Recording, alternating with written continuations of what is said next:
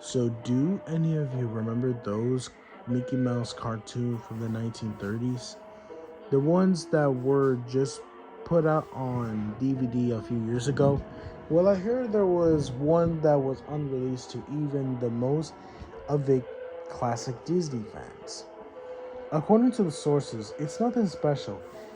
It's just a continuous loop like Flintstones of Mickey walking past six buildings that goes on for 2 or 3 minutes before fading out. Unlike the cutest tunes puts in though, the song on this cartoon wasn't a song at all. It was just constant banging on the piano for a minute and a half before going into the white noise of for the reminder of the film. It wasn't the jolly old Mickey we came to love either. Mickey wasn't dancing, not even smiling. Was just kind of walking as if you or I were walking, like with a normal facial expression. But for some reason, his head tilted side to side as he kept this dismal look. Up until like 2 years ago, everyone believed that after they cut to black and that was it. When Leonard Milton was reviewing the cartoon to be put in a complete series, he decided it was too junk to be on a DVD, but wanted to have the digital copy due to the fact that it was a creation of Walt. When he was digitalized version up on his computer to look at the file, he noticed something. The cartoon was actually 9 minutes and 4 seconds long. What This is what my source emailed to me in full.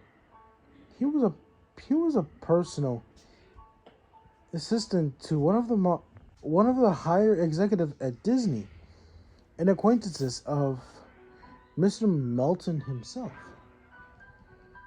So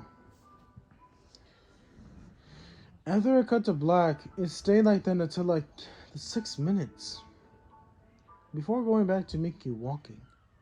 The sound was different this time. It was a murmur. It wasn't a language, but more of a Golgi cry as the noise gets more indistinguishable and loud over the next minute. The picture began to get weird. The sidewalk started to go directions that seems impossible based on the specifics of Disney. The physics of Mickey's walking. And the dismal face of a mouse was slowly curling into a smirk. On the seventh minute, the murmurs turned into a blood-curdling scream, the kind of a scream painful to hear. And the picture was getting more obscured. The colors were happening that shouldn't have been possible at this time. Mickey's face began to fall apart. His eyes rolled on to the bottom of his chin like a two marbles in a fishbowl. And his curled smile was pointing upwards on the left side of his face. The building became rubble floating in the mid-air, and the sidewalk was still impossibly navigated in the rapid directions, a few seeming inconceivable with what we as humans know about directions. So Mr. Melton got disturbed and left the room, sent an employee to finish the video, and took a note of everything happened up until the last second, and afterwards immediately stored the disc of the cartoon into the vault. This distorted screaming lasted until 8 minutes and a few seconds in, and then it abruptly cuts to Mickey Mouse's face at the credits of the end of every video, with what sounded like the broken music box playing in the background.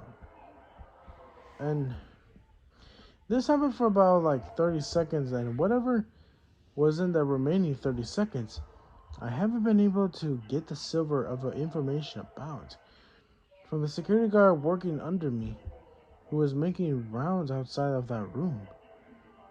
I was told that after the last frame, the employee stumbled out of the room with pale skin, saying, "Real suffering is not known."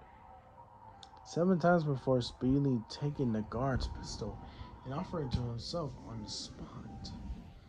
The thing I couldn't get out of the Leonard's Milton's was the last frame of a piece of a Russian text that's roughly said, "The sights of a hell being its view back in." As far as I know, no one else has seen it, but there have been dozens of attempts of getting the file of register by employees inside the studio, all of whom have been impromptu terminated by their jobs.